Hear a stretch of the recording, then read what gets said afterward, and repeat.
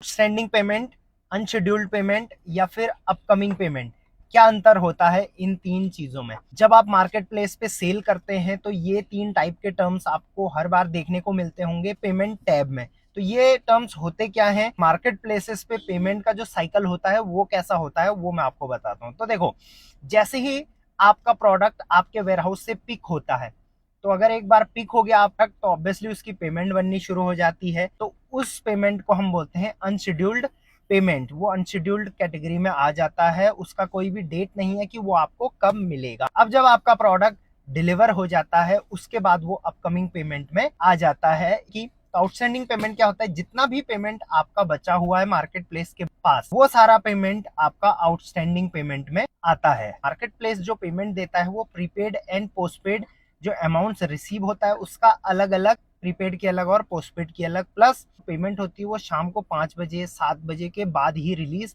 होती है। Market place आपको हर सेकंड डेज में या हर थर्ड डेज में पेमेंट कर देता है। कभी कभी जब आपकी पेमेंट डेट मंथ के एंड में पड़ती है तो उस केस में आपको पेमेंट पहले से ही कर दिया जाता है, और इस केस में आपका जो पेमेंट है वो माइनस में शो करता है। अमेजोन जैसे मार्केट प्लेस पे कई अमाउंट जो है वो रिजर्व भी रखा जाता है। बाकी कई बार आप देखोगे आउटस्टैंडिंग पेमेंट आपका माइनस प्लस होते रहता है, वो डिपेंड करता है कि आपके रिटर्न्स वगैरह कितने आ रहे हैं। इसके अलावा अगर पेमेंट्स को लेके